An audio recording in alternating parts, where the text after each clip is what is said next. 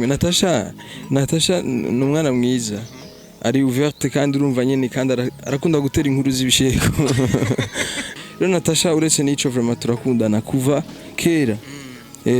Uretse nico none Sadbi nafise lebo afise abaririmbyi benshi none ko batabavuga baza kuvuga Sadbi Fizo afise lebo arimo ba Double J na bakiriku na ba Elise Boy hariya na ba Dramati bavugwa kangahe muri blaza ivyo byo makiki ni vyiza ariko mani babirabe kwanza impact kubera ko yatanguye ari kiki uno munsi byabaye ugwango sinzi ko abibonye kubera ko iyo rutabugwango iyo show yari kuba ya mugihe rero baterekanye ubwo gwango ni badukorera iyo show kandi nanje nzo ndahari niyumvira bazobikemura ni bande ariko nkagumana ikizere ni one day ibibazo let's go wote tumenye umurengera ibibazo muntari baza bimwe bikanamurenga ya victoire y'intamba igihe bari mu rugamba yo yagiye he kubo bari ahatemba question kukatabuzi tubona kandi amashuri aguma gwira abaryama bakagona abandi badasinzira gutubukene bubaho kandi dufitaniye ubucuti n'amabanki amarira kamaho kubw'inzigo y'akanoti ndibaza ubwenge bwo bayimbeho ninde yohize n'ikoti cyangwa wopfanye ubukene ubutunzi butegwa kopi.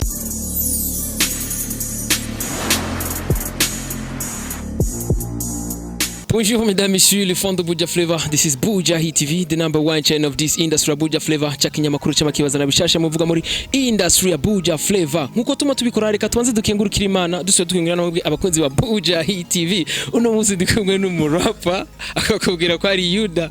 Bro, vipi? Yeah, salama. Uko sawa? Uko sawa. Dazi ni benshi mucamutangura igituma niko ndatwenga n'amajambo tuko turavugana interview turayitangura bro benchekesha sana man. Abana gire ndaye nanje ko ndi desanime kugira ntwenge ntaranavuga n'ikintu na kimwe bro. Bifese urazi ko twenzaga bro. Bo je nanje urumva kusanzwe haje umuntu nakwiriye kugira umwuga umwe. Kuririmba no gutwenza abantu biri en parallèle kubera umuntu ifa kumuryohera mu nzira zose n'est-ce pas? Si turirimba kugira ngo tubaryohere no kubatwenza rero nkagiye ndi kuri stage ndafata umwanya wo kuyaga nabo tugatwenga urumva rero ugiye ukaririmba wafunze isura nk'uko ndogo yangu aho natari sana ni kabisa ni Bifese rero twashimye ko tumurondera tumubaze kuvyerekeye indirimbo yiwe nshasha ariko gusohorana n'abandi nindi misore mito igitangura ku kuririmbana cyane cyane babizi cyane muri style ya rap kandi twaba dushaka kumukeza kugashimwe yaratahukanye no munsi ko muri Buja FM bibi bro tena fresh sana agashimwe ko muri Buja FM bro indirimbo y'umwaka y'ukwezi indirimbo y'ukwezi bo ya merci indirimbo yabigize nk'indirimbo igira kane la différence yarigeze ku indirimbo y'ukwezi siko yari na hitamo na stress imwe narimba nayoya ni kuvuga hamwe n'iyi yahindukira rero abanyagihugu bantoye bose ndabibashimire vraiment Imana ibahezagire ego hani haboneka ka envelope nako ni nk'ivyo nyine agenda kubaze inyuma yuko baguha novuga iyo certificat nta kindi kintu giherekeza iyo certificat baguhaga Bifese oya nta certificat nimwe barampa vraiment oya uretse ko peut-être ari bari promotion y'ukwezi ariko navyo no kubishima uko nyene kubera ni bisa no kubura vyose amatema binayagiye gusamu babinagiye gusa amigani barayitanga ariko Bifese uri muri bamwe babaririmbye novuga bafise novuga ama certificate menshi ama award menshi none inyuma y'izo certificate nayo ma award nta na 5 million ronga canke 5 million canke 5 million bro bo je muzo naronse zose fise award zitatu na certificate zika kuri zine n'imidari nyene imidari y'abatlete kandi ndumusani vraiment urumva nyene biragoye ariko ni fresh ni kubishima kubera akarizo kimene kiyagaho gahambije batanze ivyo bafise mugabo muri zo awadi zose iyi classe cyane ni RFM yangiriye promotion y'umwaka wose fisi giteramo nkagenda direct ku radio atakintu na kimwe gisabwe bagacisha ko sport bakavuga ibiki bakavuza indirimbo zanje bacibama award hamwe na envelope ya 1 million urumva nibo bantu ba mbere novuga mu bantu bose ndabibashimire gose ariko si ukuvuga ko abandi bamaye ama award ntobashimira ariko gusaba bumvirize yuko umu artiste ikintu kimwankoraja bo award ni seve kweli ariko rero ibyo abanyagihugu bibaza inyuma y'ijya award nashaka kugutahura cagusatuye cakumenye avuga ati wewe amahera umaze kurunga n'ama award ufise ibyo nibiki wewe ntibabitahura ariko bo nukubishima uko nyene ni CV mugabo bazo bararaba babitegura baze barankoraje abartiste inyuma yiyo urumva abakenewe n'ikindi kintu nyene yuda yogwa kama kabisa ni bifisi rero tushaka kumubaza kuvyerekeye ukuntu yambaye no munsi murabona Spotlight urashobora kunyerekera ikirato bifisi yambaye ikirato ca Timberland akaba yambaye jeans ya black agaca yambara n'ishati inovuga ifise amabara abiri blanc na noir akaba ifise kanya agapira kindani ka noir sinze ko ari single bifisi ni single bifisi unapendeza bro merci beaucoup ndugu yangu mubaririmbye je novuga amambere ngaha mu Burundi bambara neza bifisi ni number 1 uri mu bambere bro vyakira gute nizere ko atari uwambere bikubwiye man shaje ko ari barabimbwira benshi kandi merci vraiment kubimbariye shimire kandi n'abahora babimbwira kubera iyo uberewe ubibonwa n'abantu ariko barakuraba si ubibona bo kandi naje yo mberewe ndaryoherwa kubera nta kindi kintu numva nyine cyongyohera gusumba kuberwa kandi kindi kintu naco umu artiste aboneka imbere y'amakamera aboneka imbere y'abanyagihugu aboneka muri public zitandukanye utegezwa gukontrola look yawe iyo uberewe navyo nivyo urabizi noneho ni mwebwe nyene mutangura kuzuma ngo ndabira kiye kirato asha kirapinza umengo nintuze urumva ngo blaze ngo wabonye uno munsi uzansa kuzanywe umebona kile kiatu ko bifese yambaye ishati itabutse mu kwa man cyangwa ugasanga ngo ngiye narayibonye muri concert kanaka ngo none gute ngo bayimushoneyeko bro ico kintu rero urumva urumuririmbyi utagira urumva ugowe ni kuvuga ucukina nyene na nizo ntuze z'abantu nubwo bitaba bishikanye impuzu z'abahungu zirazimvye bro sana mugabo urumva turi yaranje uko dushoboye kose kugira ngo tugire iyo look nziza ego uretse nivyo vyo kuja imbere y'abantu naje kuberwa ndabikunda hajya wambari yangahe biface oya ico kibazo naco niganishura urazi gituma kiretse ugira uyansubiza ego menya ko tugenda kurangure gamana nimba ugira uyansubiza cyo tuvugana inyuma ya kamera abana imbere yayo ariko je nabivuze mbere mba ndi satisfait ariko kuvuga ngo ngurumva ngo nashwe ibintu byo kwibeshera sigu yanje mu giconzi cyoco birazimvye man ugereranyije nk'imiliyoni zingahe biface oya vraiment ntavyo kugereranya ntavyo ni biface rero murazi ko aheruka munovuga kuvuga ngo cyane ko yo bari mu rukundo na Natasha Labamba bakoranye indirimbo hindukira biface izo skendo mezikira yaje bro skendo nyinyi ndo mezi create kweli bro si twebwe twabivuze Natasha arigeze avuga ko akundana na jewe Jina rigeze mvuga ngo ndakundana na Natasha ni nsaku zanyu gusa nabibonye kweri haje no biface ariko twisunze ivyo twakurikiranye twebwe tugaca turabaza bijya preve twaberetse abakunzi ba Bujahit TV nabo muravyibwira biface bire bitu bya bintu birayobeye man bya gute bije bintu mwagoma mugira mana kugira agashati none ivyo ni bisanzwe navyo nakubwira oya man oya agashati none ko rikira fata bikugiriye man Natasha gacha bikugiriye ndagutera blague Rafa ni gihungu nka jewe sivyo kandi birabishe guhabwa kera n'igihungu nkawe kubera ucumengura umupede anje sindiwe vraiment rero ikindi naco mugerageze nyene kubera muze muratagetinga muvuge ibintu bitazobakwegera kubera ko Natasha n'umugore w'umuntu sivyo nibaza yuko atari kuri yo gukunda abagabo babiri en même temps byo nivyo yes uretse yuko twari irukundo twategerezwa kuyicira inzira twategerezwa kuyikorera promotion kwera kuririmba indirimbo ukayumviriza wenyene si swing ndugu yangu uyumvirije n'abagenzi bawe wapi ariko iyo mutegurira inzira mugakora video concert mukagira ibiganiro ama media tour ivyo byose biri mu bituma ntuze ikintu gisombico ni benshi rero twagumye twibaza ibibazo byinshi biface nuvuga baje gutanga ubushimwe ibirori byo kuri RFM biheze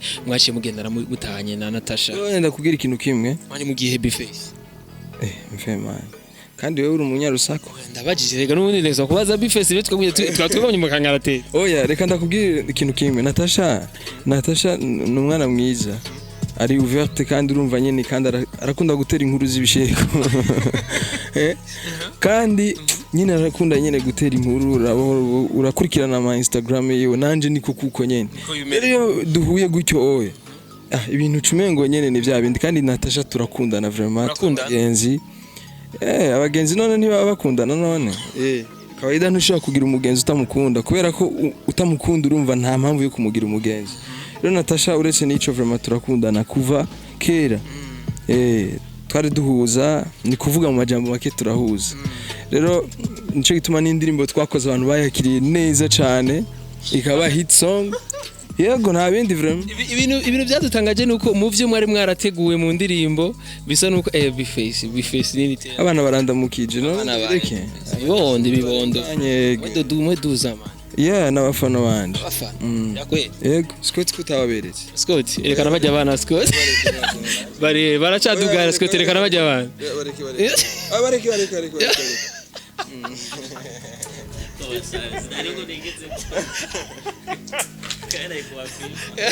Gusaba bonye ego ni bifesi rero novuga yuko bazi gucreate fan base cyane novuga yuko babikoze neza cyane bena Natasha la Bamba byagenze neza cyane bifesi novuga yuko ni nka hit song from mwakoze amateka cyane tubashimira cyane asante sana bro bifesi novuga hari ama base menshi agize imisi asirikira cyane ya Fizo na Sat B benshi bakavuga yuko biri muri mwe bituma izindi ndirimbo z'abandi baririmbyi bakiri bato zitavugangwa gusanga abamenyesha makuru bose bari busy nizo base bro wowe ubona gutemana uvuga kwiki iryo sikosa rya Sat B canke ngo ikosa rya Fizo nikosa ry'aba promoter nikosa ry'aba journaliste kuko babihaye umwanya munini gusumba ibindi bikorwa by'abandi ba artiste hari abaririmbyi benshi bafise indirimbo zasohotse muri kiya gihe ariko batigeze babafatira umwanya kugira ngo bavuge baronka umwanya nyene indirimbo zibe hit nkuko byategerezwa rero uravye nk'ukuntu ikintu cyose umujournaliste apostinze iki umva ngo ni inkuru ya Sat B na Fizo nta n'indirimbo basohoye ni ibintu by'insaku gusa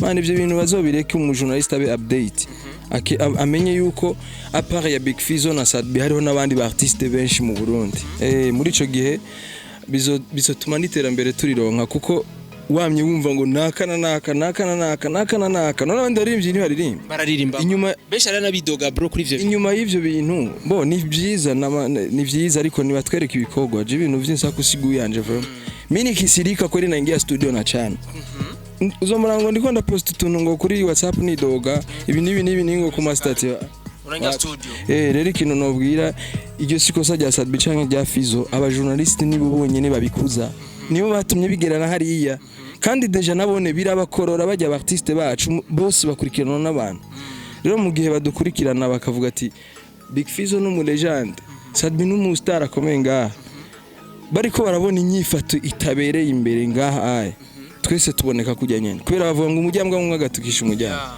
mugabo mu mujyambwa rero njiwo mugani no ugirira remix umujyambwa umwe akwiriye kwitukisha wenyene kubera ko nta kuntu umuntu yazira uwundi muntu ibintu bariko baratwereka si vyiza man nibagerageze ibyo kujyana aba journaliste nibo bakwiriye kuja hagati bakavuga ati Big Fizo turasavye uhuze na Sat B turasavye mureke ibintu by'insaku mureke ibintu byo guterana amajambo nico gituma na companies zo ngaha kutwizera bizogorana aba boss bo ngaha barafite imitahe barifuza gukorana na twebwe ariko bumvirije mind zacu bro bace bumva bababaye bavuga ati aba bantu n'ubundi imitahe yacu ishobora kuzimangana reka tuvyihoze rero numva bazoba biciye wa undi yarafise ya target rero nibagerageza duha umuziki mwiza baje hamwe bakora umuziki nk'iyo show nkamwe yohomba no babara kubera ko deja nk'umwanya bayitaye ko vraiment Fizo aravuga ko itazoba man none mu gihe avuga ko itazoba tugace tubona umwanya wose ari byo biguma bigaruka wumva bitumariye iki none twari turyohewe tuvuga ati tuzoja kuraba performance y'abarundi biwacu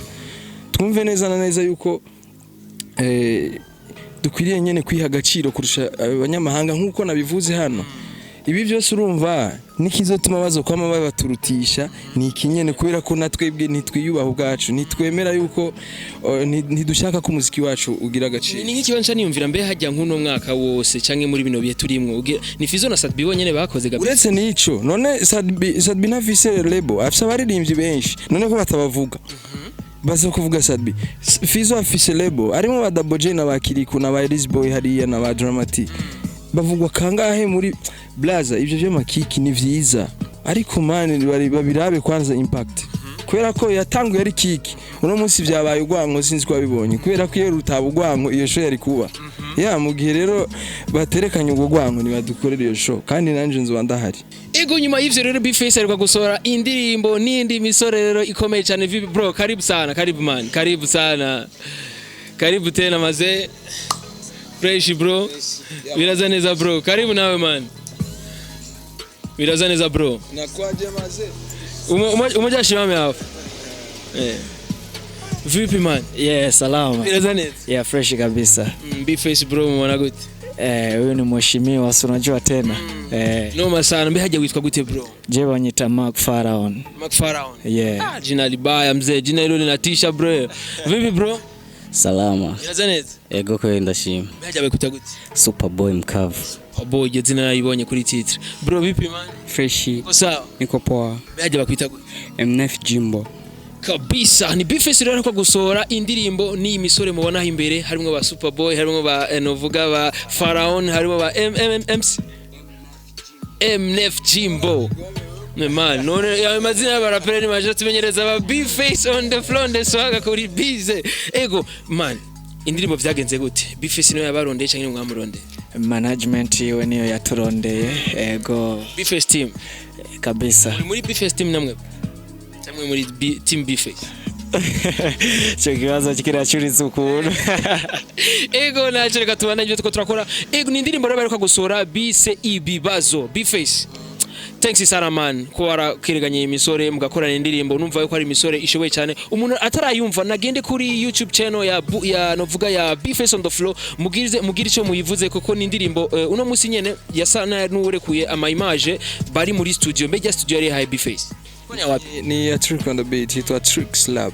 Yeah. Kuri kiyo yimvire gukorana n'imisore Bface.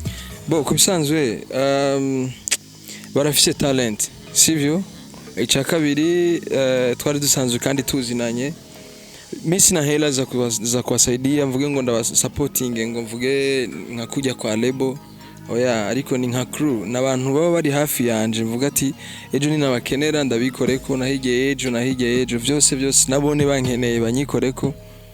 Ikindi naco bari bamaze kumpropose kenshi umwe ku giti ciwe ndashaka dukorane hama rero mu nyuma ndavuga je sino nivyo kunda ko dukorana umwe ndumva nti iyo bari projet ndende vyoza kuteba cyane ndavuga reka basi ico nkora mvuge nkuri indirimbo ndabiyegereze kubera ino ndirimbo yitwa ibibazo ni na saison izogira nk'ibice nka 4 canke 3 igice ca mbere cyaso. Ego kandi nibaza ko abanyagihugu barabikunze barakunze ivyimviro birimwo bandika neza bafise flow nziza bo nibaza yuko nawe wayumvirije wogira ico babwiye. Hama ikindi naco urumva bavuga ngo wanka kurongora inkende bwacu kayisangana amezi niko navuze no muri ndirimbo ndetse kubimufasha Mark Pharaon canke Superboy canke MNF Jimbo hariho nabandi babiri kandi batari ngaho hari uri mu Kayanza yitwa Akijizo n'undi yitwa Levo Mtindo ari mu Imakamba. Urumva aba bose bujya n'abanyeshure nje gitumubona bashise bacerewe baraza gusaba ikigongo batabigize ucu batanze Bface arabivuze man. Ego tubanje gusaba ikigongo kuko twacerewe. Uravyumva muragize neza urumva ifo kubaza baratwubahirize twe dushika ku masaha hama ikindi naco nico gituma rero navuze ati ikintu nshoboye ntakibafashije uno munsi ejo hakabone kunda kibafasha je nzomaramara kubera ko nubundi nzonda banki ibintu bashobora no kuronka. Rero nta mahera mfise yo kuba supportinga ariko ivyo mfise naravyerekanye ndibaza nabone uvyumva kubera ko ubu talent zabo baratanguye kumva Mark Pharaon ngena rapa baratanguye kumva ingene Superboy rapa canke MNF Jimbo n'abandi bose. Rero biraryoshe nyene kubusupportinga n'umuntu bakubwira ati man ujya mu petit ni noma wewe utasikiliza si wanachana Nishasikia ngoma yao subiri kidogo ni Superboy ni kiki kweli kiyumvira gukorana na Bface kweli kibishi bashimye kurondera Bface mukorana ndi Ijambere Bface mu mudi wa hip hop niwe muntu wa mbere dusahitinze kandi mu Burundi ku buryo mukoranye ikintu indirimbo yawe ishobora gushika kure canke ijwi ryawe ryumvikanye mu ndirimbo harimo Bface ishobora gushika ku rundi rwego. Ni nayo mpamvu namye namuronda kuva kare ko twakorana indirimbo uyu munsi tukaba twarabikoze kandi turabimushimira gose. Yego. Jimbo ku bantu bavuga ko Bface atari umurapero babwira iki bro? Mubwo ndabo mubonye bakura inkofero Bface uri umwami wakoze ibitangaro watse nk'umwe kabisa man.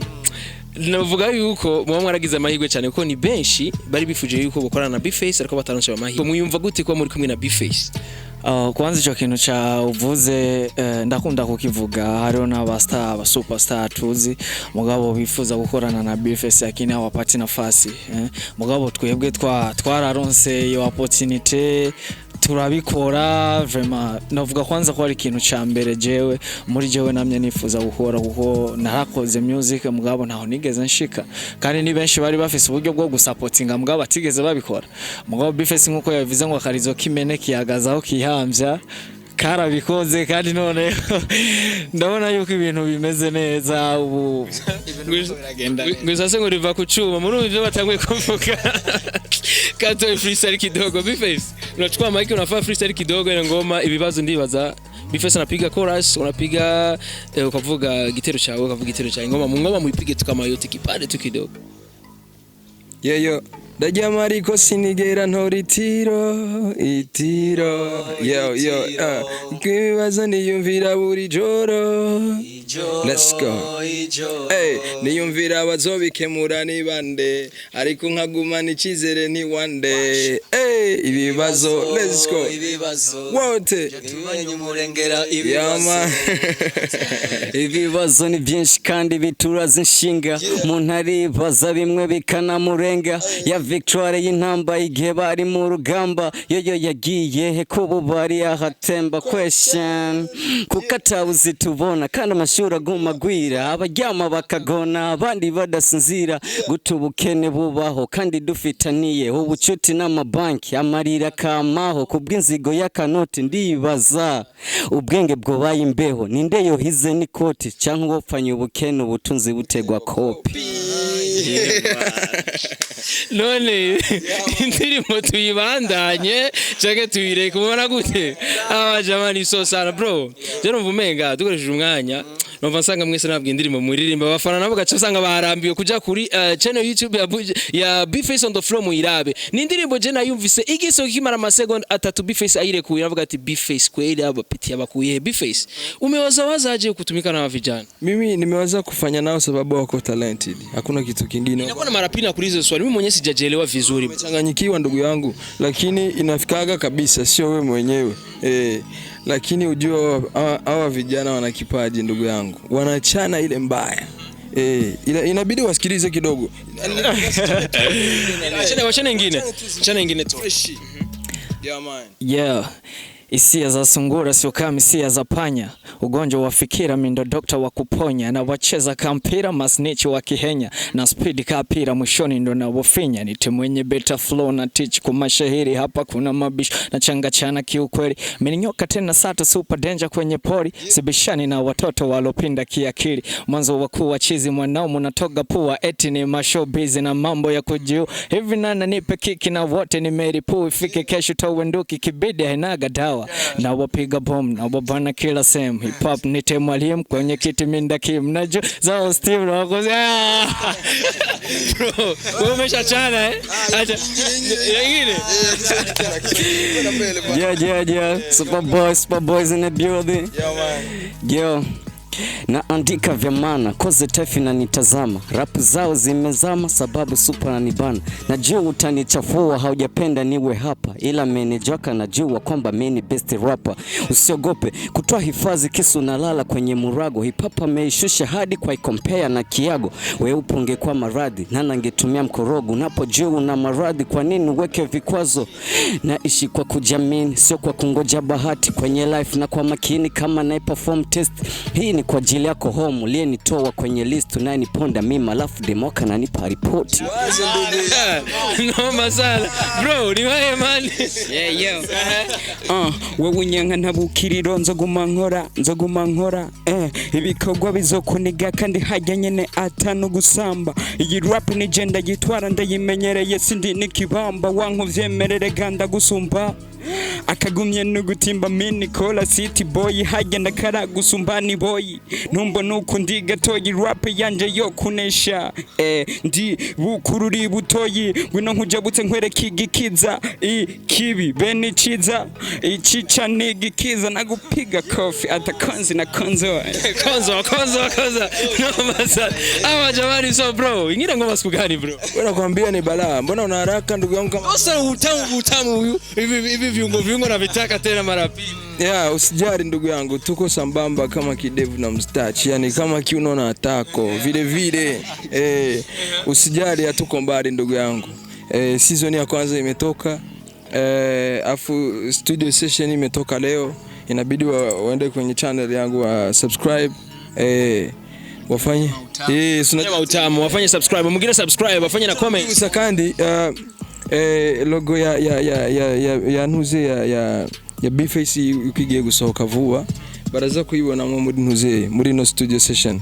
Rero ndibaza yuko umufana hari hose, hariho benshi baraba bimproposa yuko bogura amatriko yanje iki niki, babyitegurire vuba. Rero ikindi naco nararondeye umukobwa muri umurapeze ndamubura, uwo narondeye urazi ikintu yambari, yambwiye ngo je narabihevye vraiment, ngo kandi ngo urumva igituma nabihevye ngo ngiye kugira dote. Urumva rero abakobwa kenshi naho bari talented ibintu bimustopa nibiza rimwe na rimwe. Mugabo nivyankundira mu iyi season ya kabiri habonetse umukobwa byo wari vyiza, ndabeshi none gamani unajua tatizo ni nini, ushakubagaza unajua okay oya maji atandukanye biraryoshe.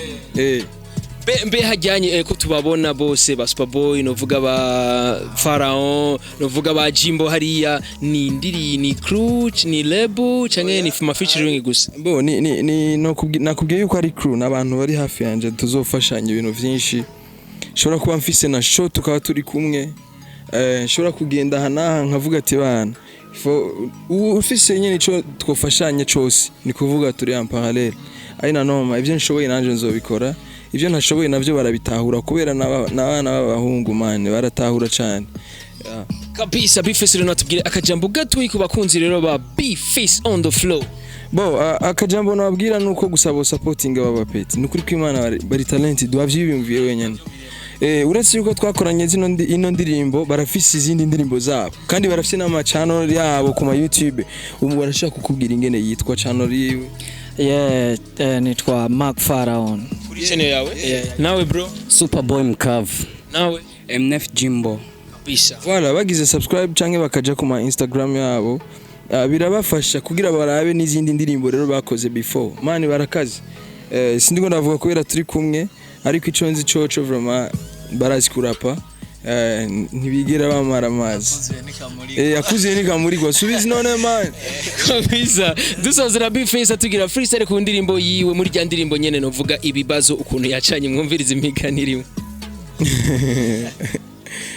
Buya urakunda imigani vraiment, urakunda imigani. Netari sana. Yo, haraho nibaza ko Bujumbura ari kapitale ya Tanzania, kuko aho nca hose wumva bavuga ngo wasafi, ukibagira yuko nza.